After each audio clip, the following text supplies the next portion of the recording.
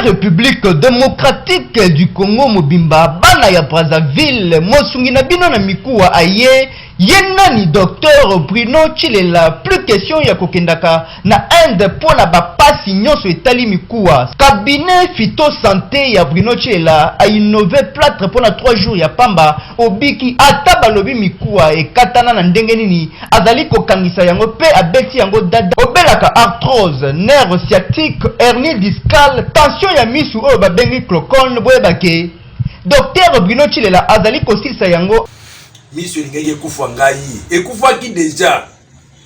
Je pleurais chaque jour dans nos sambela na église, je demandais compris toujours pour moi. Nazwa ukisi ya mundele pendant 2 ans. Nazwa réponse te. Pendant que nazwa kisi wana misu diminution ezo kota kaka, flou ezo kota kaka. Na kepe na moni docteur Bruno nazwi kisi na tena misu aujourd'hui nazo ya liboso na bino en tant que médecin. Nalingi bakamala nanga ba généraliste, bakamala nanga ba ophtalmologue, ba professeur o bazo landa ngai, bazwa kisi oyo esengeli bana Congo ba ku famille soute. Venez kisi ezali awa. Ya tanga glaucome ezala aigu, ezala chronique. Je sais de quoi je parle. Venez, ne doutez pas, venez chercher le produit pour sauver le reste de la population. Cabinet phyto santé Bruno Chilela kuna solution na makambo mikuwa ezali komona na après 3 jours ya pamba na plâtre innovation ya Bruno Chilela. Bonjour fidèles téléspectateurs de cette émission.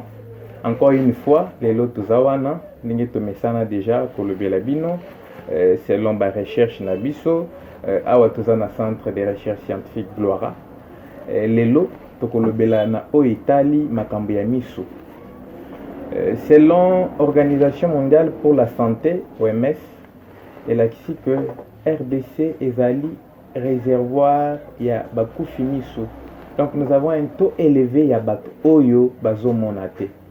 Donc les chiffres nous montrent que 26 millions ya batu baza prédisposés ya kufa misu. Et parmi 26 millions oyo 13 déjà bakufi misu.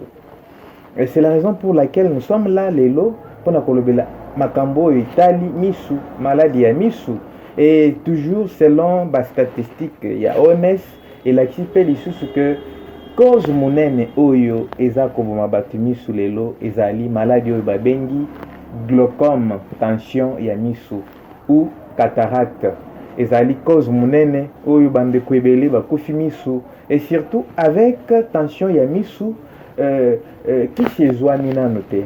C'est vrai que na ba hôpitaux baza kopesa biso ba kisi oyo eza na famille timolol mais oyo ezosala eloko te bande kwebele bayebi même ba témoignage oyo tozana na yango awa ekolakisa yango pe ozocha ba kisi oyo soit timoptol timolol zalatan baendo kolir nyonso wana za kotia omoni vision eza kokita kaka et déjà selon avec ba statistique oyo problème ya misu na mboka na biso c'est un problème ya santé publique na yango lelo tomi pesi peine oyo potolobela yango pona ko sensibiliser bande kwebele. C'est vrai bayebisaki yo kisi ezalaka te kisi yango okotia pe toute la vie solution ezate molili ezo ya misu ezo kufa. Nous sommes là pour vous dire que to tie en place molécule moko o eza ko soigner tension ya misu o eza ko soigner glaucome. Les mêmes molécules aussi eza ko soigner cataracte parce que en général les alaka et bandagana na tension oculaire ou glaucome et ça finit toujours par développer cataracte. C'est la raison pour laquelle toutes ces molécules en place avec un mécanisme déjà.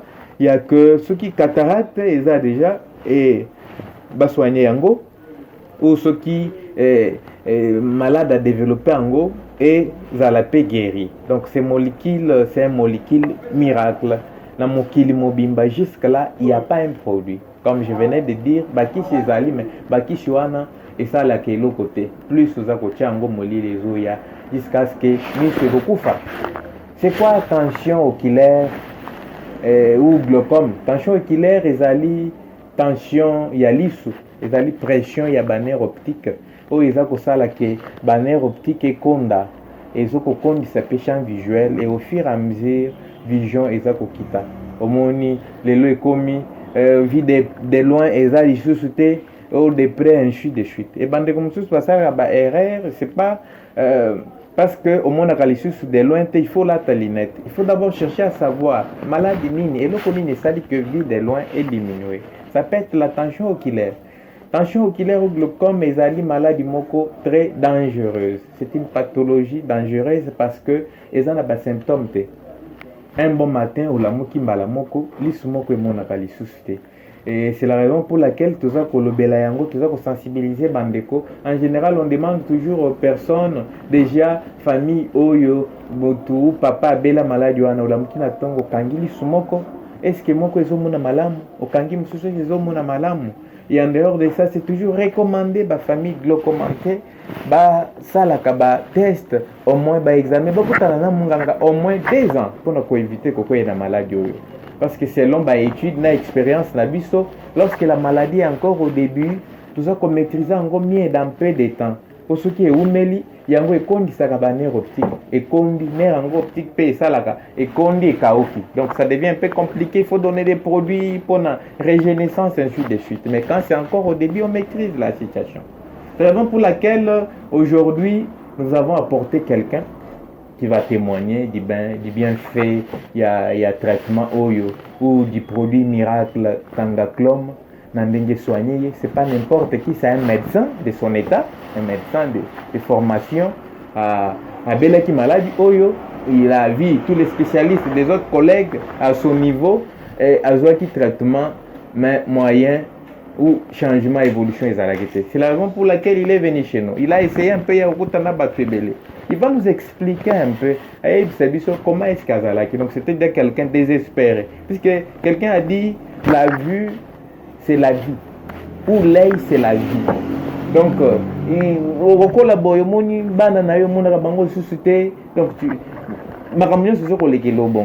vous savez même que être avec, c'est une charge et pour la famille et pour l'État. Une charge donc, famille, Rosenga, Boluka Mutu, Abanda Kotambola Nayo, Ponako Kemai, Koketikoso, il faut pas même mayo, Ponako Bima, Kokende, donc il faut même, c'est vraiment une charge, ça démoralise. C'est la raison pour laquelle Tokoti Kanano, moment Oyo, ma docteur Darius a témoigné. C'est un médecin de Mamayemo, il va lui-même témoigner, il va vous en parler. Pour la bande de tu as doute, c'est un produit made in Congo. Donc, on a un beau cannabis au pays, tu as dit, chercheur, minene, au bâti en place.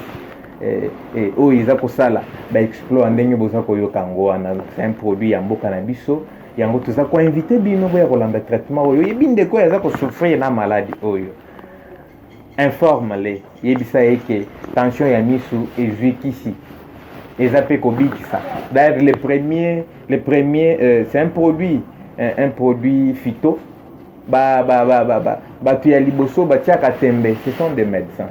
Mais quand vous voyez un médecin en train de vous témoigner, comme il témoigne là, ils apprennent à bien nous sur le tical vous avez chatembe, au bolobino on a chaka timoptolo, on a kindeka kishuana pour kalikambongo. Et il a accepté à témoigner boye pour na ko aider bandeko yo, bavandina nandaku, o babandai kondimana, no to babandai ko hésiter pour qu'ils viennent suivre ces traitements.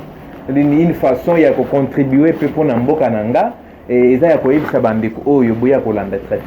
arrêtez même des médecins et les autres, venez, associez-vous à ces produits, prenez ces produits, vous l'avez traitement et que ça la bino malam. Tolanda. Ngai mutuazo le belabino docteur Darius na beli maladie wana. Nazali na auditoire na 3e graduat na université de Kinshasa na faculté de médecine. Na bandi komona na auditoire ce qui naza musika nazomona na tableau te tangu na komi na stage nde na ye komona ke effectivement mulili ekoti na misu lisu moko ekomi komona mulili lisu moko na komi ko na supporter moi te olali butu ma ya misu ezobima na misu bazoyebisanga oyo ezali glaucome chronique, ezali égité. Comme tolobaki te eyaka malembe lobaka te. Glaucome eyaka neti muyibi. Batali yo ozali jeune. Mais okomi na stade oyo bakomininga kisi ya mundele. Donc nazobisa bandeko na ngai bakisi nyonso tozwaka wana calmant. Na bandi en tant que médecin, chaque jour il faut na somba kisi. Nazo chamisu une année mobile. Nazo chamisu deuxième année. Natala tango na bandaki na epai na komi mulili ezokota. Nazo chakisi bandeko na ngai ya mundele mulili ezokota kaka. Na keyi koluka ba tradi praticien. Ngai médecin. Docteur Darus Oboyebi, ba collègue na ngai ebele, ototangi na baona inikin, na landa radio boy na keyi. Mais na monaki ngai médecin na monaki te kisi ya mundele sali eloko te. Je ne pouvais pas continuer nango parce que diminution les côtés. Na keyi na ba tradi praticien, na keyi moko na monga fula. 3 mois na futi mbongo eloko te. Na landi moko na terre jaune. 2 mois eloko te. Misu ezo diminuer. Na moi boye na koki ko supporter te. Na ye ko kene na ba mundele lisusu, ba organisme bazo na ba kisi ya ba vitamine ebele. Ba dollar na futa ba $500. Ba komelanga ba kisi. Na meli esimbi te. Na komi ko bima 5 mètres. Mwana nanga zo ya boy. Na yebiete. Na ye komo na publicité moko na télévision. Une seule fois. Tozo soigner kaka glaucome. Na lebi ambo na bandi makolo. Na lebi te zanzela victoire. Na komi na victoire. Na beta makolo ti nazoke na ye komo na pancarte OK ezala kiao.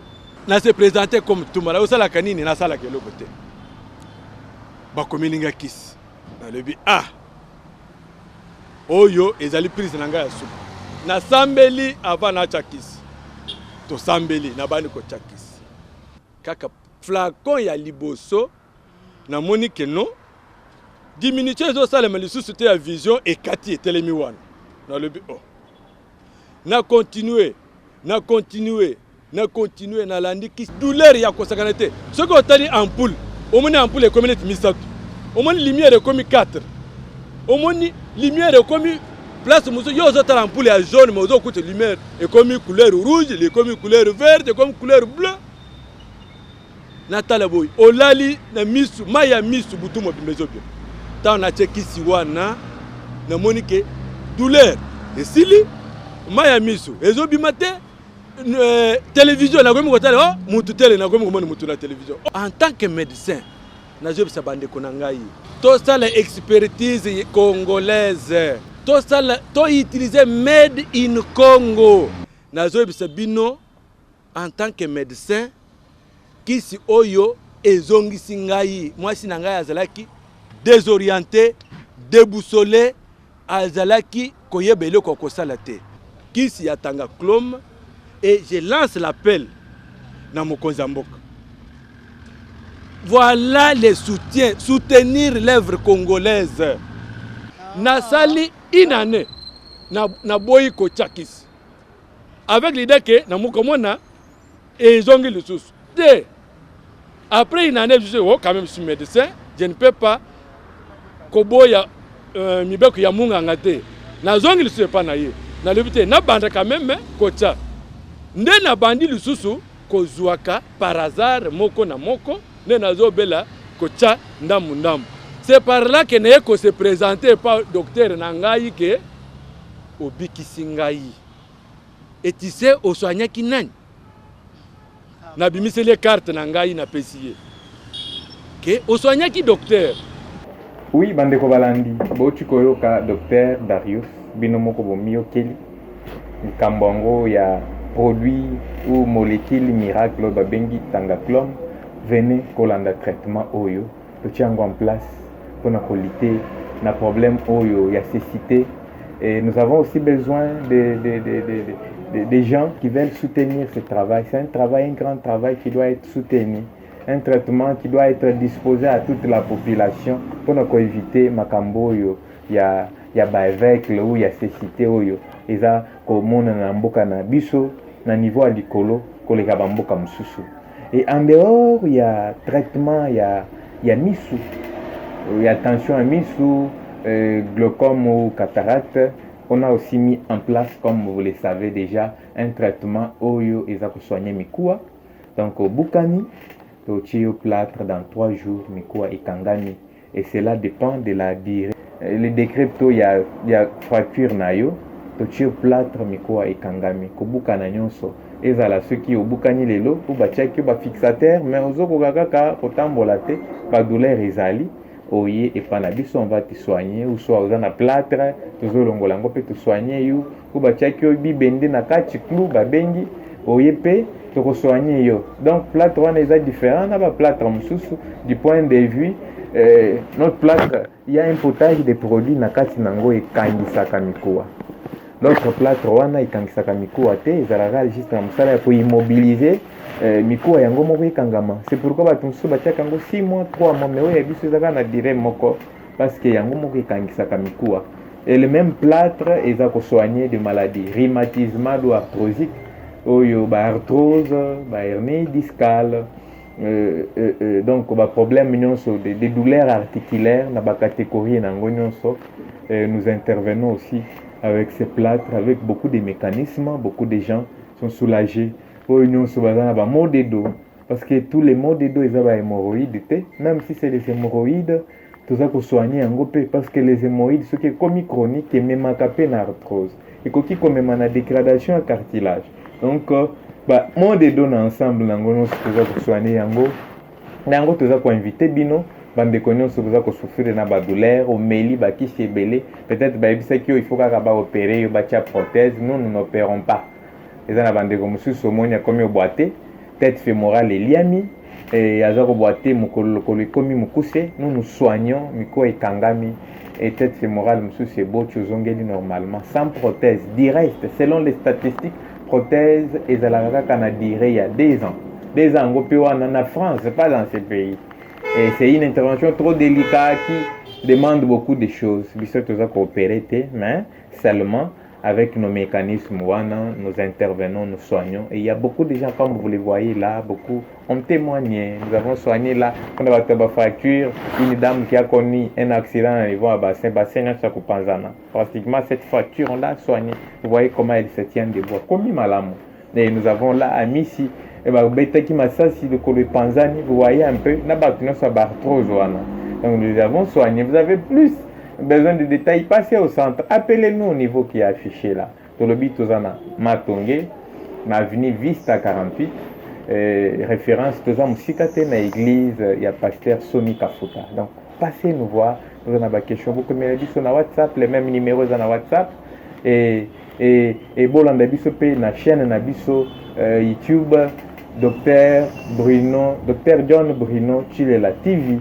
Pour na kotala ba merveille oyo tout ça pour ça là au centre de recherche scientifique za ko sala donc tokutani mbala ciment bobenga biso informer ndeko que traitement ya glaucome ya tension miso e monani kolela lisusu te ya kokutana na biso kozwa esengo kozwa sourire lokola docteur Darius ndenge aza kosepela wana aza koinvite bino toza koinvite mpe bakonzi ya mboka botya maboko na mosala oyo eke liboso traitement oyo ezala disposé na bandeko nyonso et pour que tous à la paix parmi les premiers produits inventaires, les premiers pays plutôt ont inventé Kishi Nakati, il y a tension oculaire, Nakati Yamo, Kilimobimba. Merci Tokutani Mbalasimo. Kinshasa pe République démocratique du Congo Mobimba bana ya Brazzaville mosungi na bino na mikuwa aye yenani docteur Bruno Chilela plus question ya kokendaka na Inde pona ba pasi nyonso etali mikuwa cabinet phyto santé ya Bruno Chilela a innové plâtre pona 3 jours ya pamba obiki ata balobi mikuwa ekatana na ndenge nini azali kokangisa yango pe abeti yango dada obelaka arthrose nerf sciatique hernie discale tension ya misu oyo babengi glaucome boyebake docteur Bruno Chilela azali kosilisa yango miso lingaki ekufa ngai ekufaki déjà je pleurais chaque jour dans nos sambela na église je demandais compris toujours pour moi nazwa kisi ya mundele pendant 2 ans nazwa réponse te pendant que nazwaka kisi wana misu diminution ezokota kaka flou ezokota kaka nakei pe namoni docteur Bruno nazwi kisi natie na misu aujourd'hui nazoya liboso na bino en tant que médecin nalingi bakamala nanga ba généraliste bakamala nanga ba ophtalmologue ba professeur oyo bazolanda ngai bazwa kisi oyo esengeli bana Congo bakufa misu te. Venez kisi ezali awa ya tanga glaucome ezala aigu ezala chronique. Je sais de quoi je parle. Venez, ne doutez pas, venez chercher le produit pour sauver le reste de la population. Cabinet Phyto Santé Bruno Chilela kuna solution na makambo mikuwa ezali komona na après 3 jours ya pamba na plâtre innovation ya Bruno Chilela.